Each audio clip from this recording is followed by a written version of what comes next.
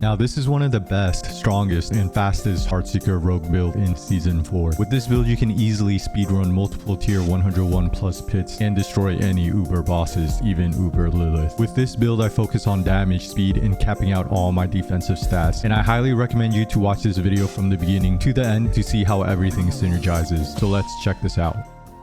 So first I'm going to show you speed clearing a tier 101 pit, and then show clearing a tier 125 pit. I can easily speed run tier 101 pits in around 2 minutes and get tons of materials and items. This build is so strong that it can easily destroy huge groups of enemies and melt bosses. This build can handle any Uber bosses and easily destroy Uber Lilith. I capped out my armor and all my elemental resistance for maximum toughness. Now this is an endgame build, so ideally you want to be level 100 and will need to masterwork your gear if you want to easily clear tier 101 plus pits and destroy any Uber bosses. And I'll have different build layouts for the rogue in a D4 build planner in the description below depending on your situation, but I'll go over everything in more details in their dedicated sections.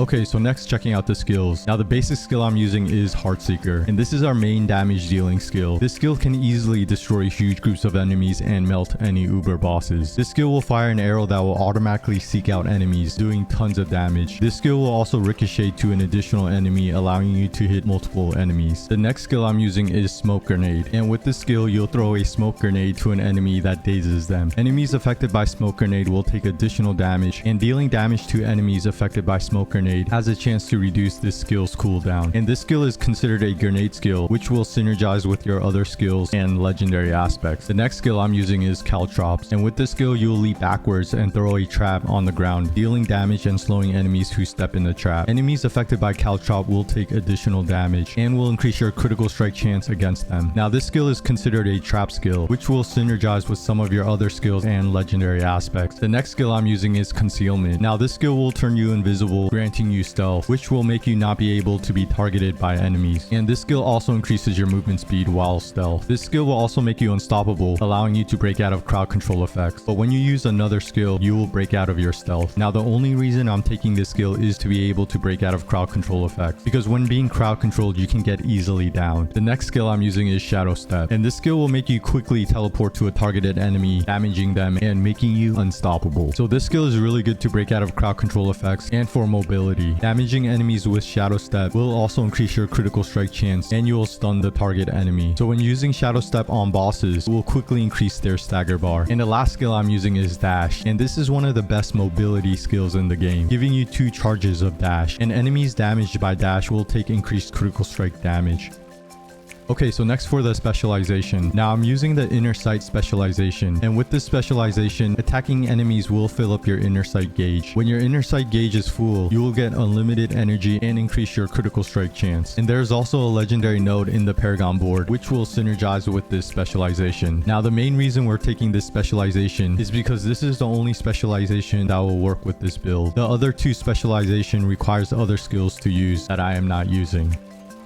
Okay, so next for the skill tree. Now, I do want to mention that I did unequip the Shaco, so it's easier to view the skill tree. And I do switch out 1 skill point if I wear the Shaco. The Shaco will give me skill points to a skill that I only need 1 skill point in, so I can use that skill point on another skill. And I'll have a build in the D4 build planner using Ubers, the Shaco, and a build with no Ubers depending on your situation in the description below. So starting with the basic skills, I put 5 points into Heartseeker, a point into Enhanced Heartseeker, and a point into Primary Heartseeker. And this is our main damage dealing skill, capable of destroying huge groups of enemies and shredding bosses. This skill will fire an arrow that will automatically seek out enemies and will also ricochet to an additional enemy, allowing you to hit multiple enemies at once. Next for the core skills, I put 3 points into Sturdy, and this skill will increase our damage reduction to close enemies, which is really good for survivability. And then I put 1 point into Siphoning Strike, and this skill will give you a chance to be healed when you critical strike a close enemy. And this skill is important in the highest tier pits, because if you run out of potions, this skill will heal you. And next I put 3 points into Shudder Step, and this skill will increase your movement speed if you critically strike an enemy, which is really good for speed farming. Next for the agility skills, I put 1 point into Shadow Step, a point into Enhanced Shadow Step, and a point into Methodical Shadow Step. And this skill will make you teleport to an enemy, damaging them and making you unstoppable. So this skill is really good to break out of crowd control effects and for mobility. Damaging enemies with Shadow Step will also increase your critical strike chance, and you will stun the target enemy. So when using Shadow Step on bosses, bosses, it will quickly increase their stagger bar. And you want to stagger the bosses as fast as possible to deal huge amounts of damage. Next, I put 1 point into caltrops, a point into enhanced caltrops, and a point into discipline caltrops. And with this skill, you will leap backwards and throw a trap on the ground, dealing damage and slowing enemies who step onto the trap. Enemies affected by caltrop will take additional damage and will increase your critical strike chance against them. Now, because this skill is a trap skill, this skill will synergize with your other skills and legendary aspects. Next, I put 1 point into dash, a point into enhanced dash, and a point into methodical dash. And this is one of the best mobility skills in the game, giving you 2 charges of dash. And enemies damaged by dash will take increased critical strike damage. Next, I put 3 points into weapon mastery. And since our main weapon is a bow, this will greatly increase your damage to vulnerable enemies. Next, I put 3 points into concussive. And this skill will increase your critical strike chance when you knock back or knock down an enemy. And next, I put 1 point into trick attacks. And this will knock down enemies that you critically strike that are dazed. Next, for the subterfuge skills, I put 1 point into smoke grenade, a point into enhanced smoke grenade, and a point into countering smoke grenade. And with this skill, you'll throw a smoke grenade to an enemy that dazes them. Enemies affected by smoke grenade will take additional damage, and dealing damage to enemies affected by smoke grenade has a chance to reduce this skill's cooldown. And this skill is considered a grenade skill, which will synergize with your other skills and legendary aspects. Next, I put 5 points into dark shroud, a point into enhanced dark shroud, and a point into subverting dark shroud. Now, this skill will surround you with balls of shadow that will grant you damage reduction per active dark shroud. Each active dark shroud will also increase your movement speed. Now, even though we are not putting this skill in our skill bar, we can easily activate this skill because of a legendary aspect, the Umbrus aspect, which will give you a chance to grant free dark shroud shadows when you critically strike an enemy. And this skill is really good for defense, survivability, and mobility. Next, I put 3 points into agile, and this will greatly increase your dodge chance when you use a cooldown skill, which is really strong for survivability. Next, I put 3 points into exploit, and this will greatly increase your damage to healthy and injured enemies. And next, I put 3 points into malice, and this will greatly increase your damage to vulnerable enemies. And next, I put 1 point into concealment. Now, with this skill, you will turn invisible, granting you stealth, which will make you not be able to be targeted by enemies. And it will also increase your movement speed while stealth. This skill will also make you unstoppable, allowing you to break out of crowd control effects. But when you use another skill, you will break out of your stealth. Now, the only reason I'm taking this skill is to be able to break out of crowd control effects, because when you're crowd controlled, you can easily get killed. And I do want to mention that if you are wearing the Shaco, you can remove a skill point from concealment and use it on another skill, because the Shaco will give you skill points to this skill. And with the 1 extra skill point, I put it into siphoning strikes, so having a total of 2 points into siphoning strikes. And this skill will allow you to easily survive the highest tier pits if you run out of potions. Okay, so next for the imbuement skills, I put 3 points into frigid fitness, and this will greatly increase your damage to chilled or frozen enemies. And this skill will greatly increase your damage when bosses are staggered. So with this skill, you can easily melt bosses. Next for the ultimate skills, I put 1 point into adrenaline rush and 3 points into haste. And this skill will greatly increase your movement speed when you're above 50% of your maximum energy, or increase your attack speed when you're below 50% of your maximum energy. Now, since we're not using any skills that use energy, we will always have maximum energy, giving us the movement speed boost. So this skill is really good for mobility. And last but not least, for the key passive, I put 1 point into victimize, and this will give you a chance to cause an explosion to vulnerable enemies, dealing huge damage to the enemy and surrounding enemies. This skill's damage is increased based on your vulnerable damage bonus. Now, this key passive will make your basic skill, Heartseeker, able to easily destroy huge groups of enemies and shred bosses, and the reason you want to stack vulnerable damage. And I do want to mention that this skill is currently bugged in season 4, allowing you to double dip on your other skills, doing tons of damage. Okay, so that's the full skill tree layout for this build to easily speed farm high tier pits or destroy any uber bosses. And depending if you're using the Shaco, you can switch out a skill point around, and I'll have the full skill tree layout in a D4 build planner in the description below.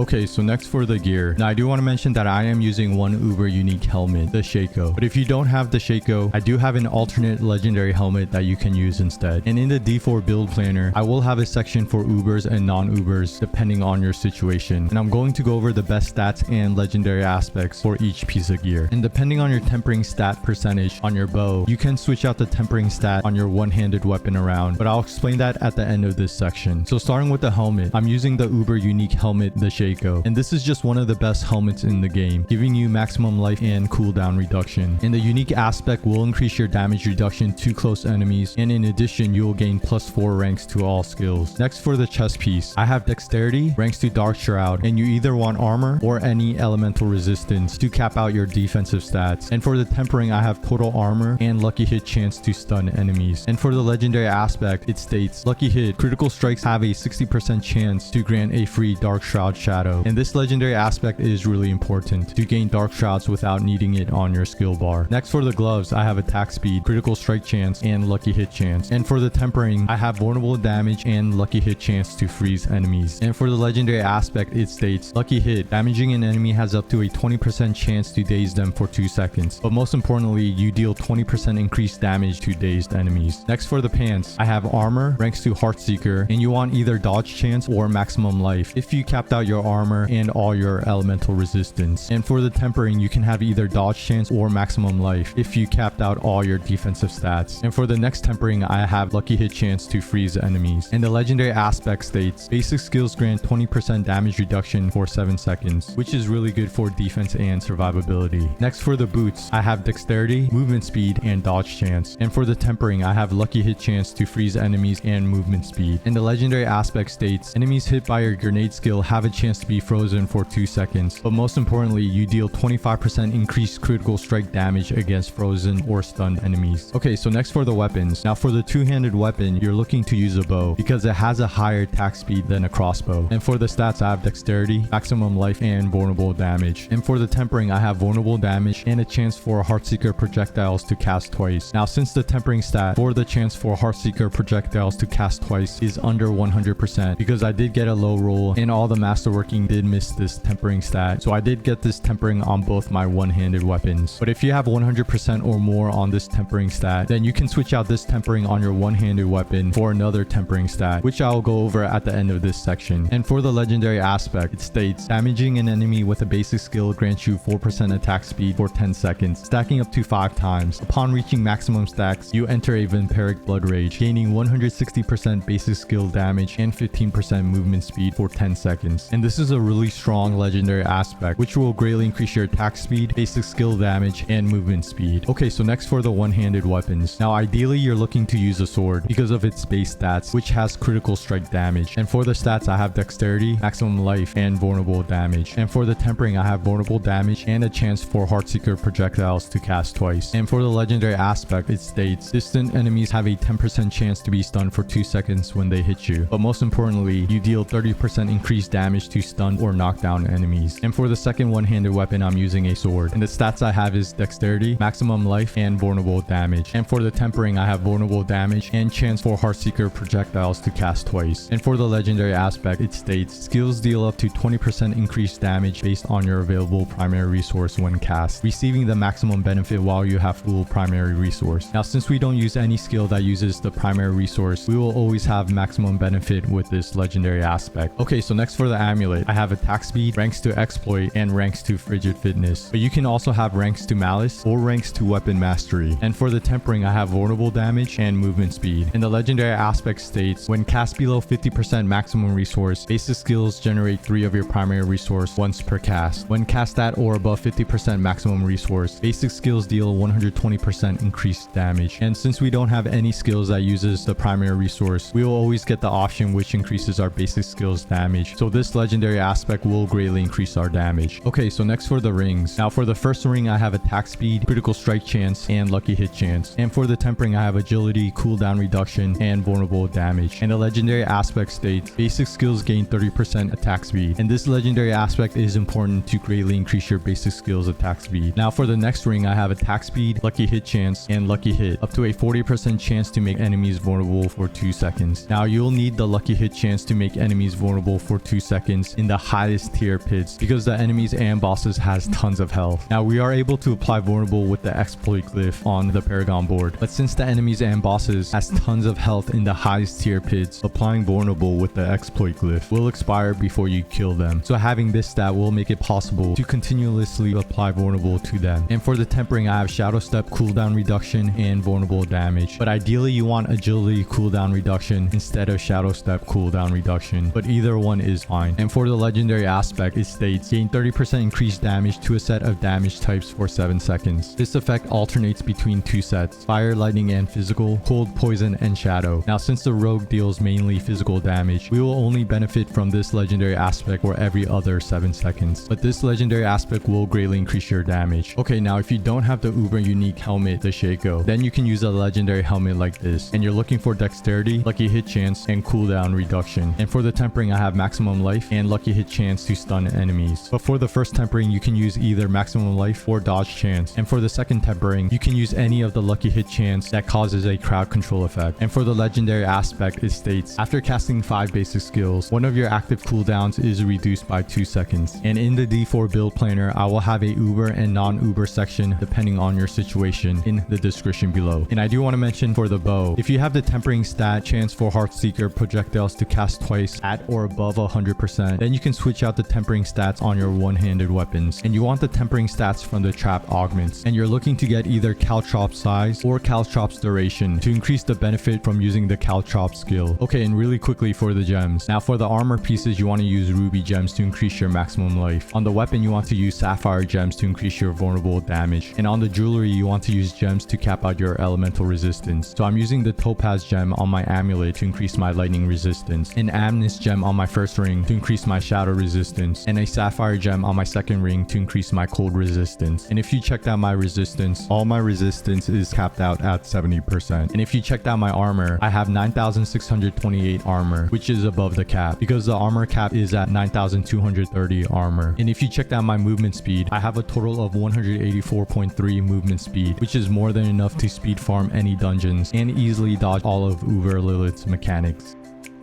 Okay, so next for the Paragon Board, and this is a fully optimized Paragon Board at level 100, focusing on maximizing my damage and survivability. Now I'm just going to quickly go over the important nodes and glyphs, but I'll have the full Paragon Board layout in a D4 build planner in the description below. So starting with the starter board, I'm using the control glyph, and the additional bonus states you deal 10% increased damage to slowed or chilled enemies, or instead 20% increased damage to stunned or frozen enemies. And you do want to take this rare node resilience to increase your maximum life. The next Paragon Board I took is exploit weakness, and the glyph I'm using is ambush. An additional bonus states enemies affected by trap skills take 10% increased damage from you. And I also took the legendary node exploit weakness, and this states whenever you deal damage to a vulnerable enemy, they take 1% increased damage from you for 6 seconds, up to 25%. And make sure you take this rare node artifice and this rare node exploit to increase your vulnerable damage. And I did split this Paragon Board into 2 directions, so first heading up this way, and the next Paragon Board I took is cheap shot, and the glyph I'm using is range. An additional bonus states while wielding a ranged weapon, you take 10% reduced damage. And I also took the legendary node cheap shot, which states you deal 5% increased damage for each nearby enemies that is crowd controlled, up to 25%. Then heading back to the exploit weakness Paragon Board and heading right this way. The next Paragon Board I took is deadly ambush, and the glyph I'm using is exploit. An additional bonus is when an enemy is damaged by you, they become vulnerable for 3 seconds. This cannot happen more than once every 20 seconds per enemy. And this glyph is really important to apply vulnerable to enemies and to greatly increase your vulnerable damage. And I also took this legendary node deadly ambush, which states you deal 23% increased critical strike damage to enemies affected by your trap skills. And make sure you take this rare node poison resilience to increase your poison resistance and maximum life. Then heading up this way, and the next Paragon Board I took is Leorana's instinct, and the glyph I'm using is pride. An additional bonus states you deal 13% increased physical damage to both healthy and injured enemies. And I also took the legendary node Leorana's instinct, and this states when inner sight's gauge becomes full, you gain 100% dodge chance for 2 seconds. Your core skills deal increased damage equal to 25% of your core skills damage bonus, while inner sight gauge remains full. Now we're not using any core skills, so the second part of this legendary node does not matter. But when your inner sight gauge becomes full, you'll gain 100% dodge chance for 2 seconds, which will practically make you invincible for 2 seconds. And make sure you take this rare node nimble to increase your attack speed. Then heading right this way, and the last Paragon Board I took is no witness, and the glyph I'm using is chip. An additional bonus states physical damage increases the damage an enemy takes from you by 1% up to 10% for 15 seconds. And make sure you take this rare node training to greatly increase your maximum life. Now I do want to mention that I did have to take these 3 magic nodes to increase my poison resistance, because taking these 3 magic nodes did cap out my poison resistance. But if you did cap out your poison resistance because of your equipment, then you don't need these 3 magic nodes, so you can remove them. And with these 3 extra Paragon points, I'll put a point into this magic node to increase my maximum maximum life. I will also put another point in this magic node to increase my maximum life, and I'll put a point in this magic node to increase my attack speed. But I did need to put the 3 Paragon points into these 3 magic nodes to cap out my poison resistance. Okay, so that's pretty much a fully optimized Paragon board at level 100 for this build. And like I mentioned before, I'll have the full Paragon board layout in a D4 build planner in the description below.